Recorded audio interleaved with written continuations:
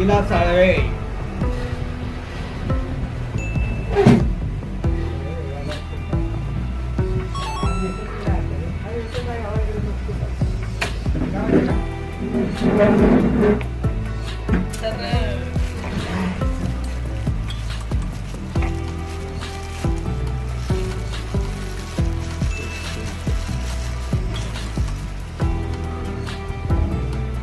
Cover काढून टाकला तू दुसरं टाकलाय काय कवर.